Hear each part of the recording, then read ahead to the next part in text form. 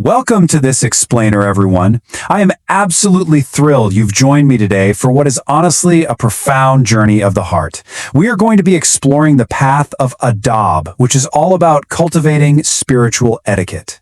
Listen, if your morning prayers or evening reflections have started feeling a little dry, or maybe just like a routine checklist, this is going to completely change how you approach your day. Let's dive into how refining our conduct toward the Creator can literally transform our everyday lives. Here is a quick roadmap for our lesson today. We'll start by moving beyond simple rituals, and then we'll break our practice down into three core pillars: the etiquette of speech, the etiquette of worship, and the etiquette of gratitude. Finally, we'll wrap up by seeing how all of this leads to a peaceful cultivation of the soul. All right, let's jump right into Section 1, Beyond Simple Rituals, and uncover the true essence of Adab. So, what exactly is Adab? Well, in short, it's spiritual etiquette. It's this active, daily process of refining how you act toward the Creator. But it's really built on one massive internal shift, realizing that He is observing every single moment. We're talking from your quietest morning reflections all the way to your most chaotic workday tasks.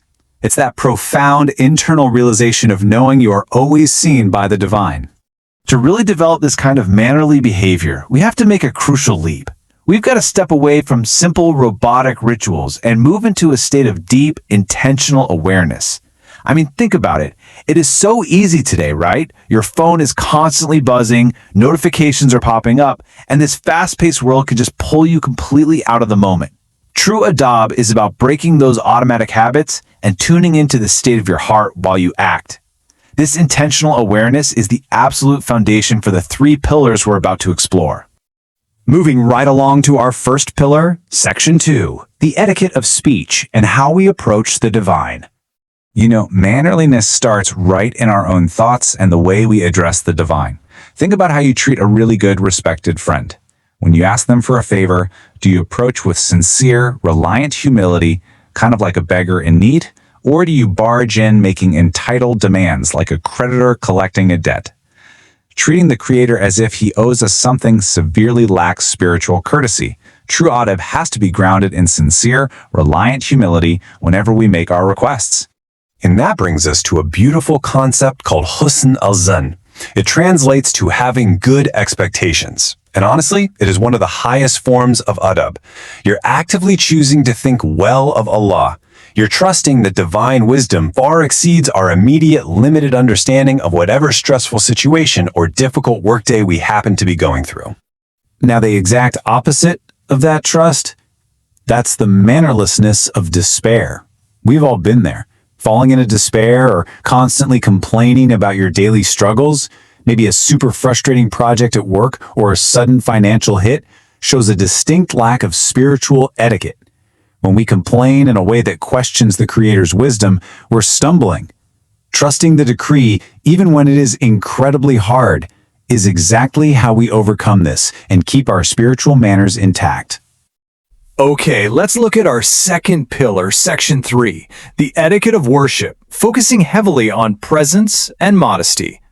There is a huge linguistic and spiritual difference between simply doing a prayer and genuinely establishing it.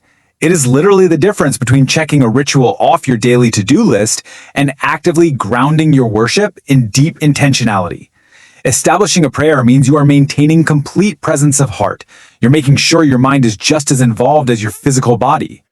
Scholars actually use this incredibly powerful analogy to describe a lack of courtesy in worship. Performing a ritual while your mind is wandering, thinking about your phone buzzing in your pocket or mentally writing your grocery list, is like speaking to a king while actively looking over his shoulder at something totally trivial. It completely undermines the respect and majesty of that moment. We absolutely have to gather our focus and give the divine our undivided attention. A massive component of that presence is Haya, or spiritual shyness. This is that deep internal feeling of modesty. It's the profound realization that the Creator sees our totally private actions just as clearly as our public virtues. When you cultivate this spiritual shyness, it naturally leads you to meticulously guard your behavior, even when you're just doing solitary tasks behind closed doors. Now that is true lived spiritual modesty. And that transitions us perfectly into our third pillar, Section 4, the etiquette of gratitude and the vital importance of seeing the giver. So, a primary sign of being spiritually mannerless is when we happily consume a gift but completely ignore the giver. We love the blessing, but we totally forget its source. Cultivating adab means shifting that focus. So with every single daily blessing you receive, whether it's a good meal or just a quiet moment of peace, your heart should immediately recognize and acknowledge the Creator who provided it. Because true gratitude, it goes way beyond just muttering thank you. Real adab involves practically and properly utilizing your daily blessings, like your eyes, your ears, and your intellect. Are you using your eyes to read things of actual value? Are you guarding your ears from workplace gossip during the day? Using your physical senses and your mind in ways that genuinely please Him is the ultimate demonstration of spiritual etiquette. But hey, what about when things aren't so easy? When you're faced with a really difficult life trial, a mannerly soul does not lash out or question divine justice. No way. Instead, they seek strength through patience and prayer. Maintaining your manners during a storm is a profound testament to your etiquette, and it's exactly how your deepest personal character gets forged. Which brings us to our final stop today, Section 5, a peaceful cultivation, where we look at transforming the soul. Let's see how all of this comes together. I want you to just pause for a second and really absorb the weight of this quote. Whoever is granted adab has been granted the entirety of the good, and whoever is deprived of it has been deprived of all good. Wow, that is literally the perfect checklist metric for your evening reflections. Spiritual etiquette isn't just some optional add-on to our practice, it's the absolute core of all spiritual goodness. When we focus on these small internal shifts, like perfecting our speech, establishing true worship, and embodying real gratitude, something really beautiful happens. That internal struggle, the daily effort to overcome being mannerless, actually turns into a peaceful cultivation of the soul.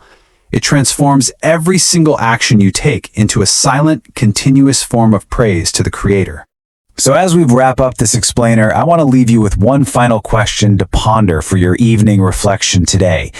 Are your daily actions just simple habits and rituals, kind of just going through the motions? Or have you cultivated the adab to make them a silent, continuous form of praise? Thank you so much for joining me today. Keep cultivating that intentional awareness, and I will see you next time.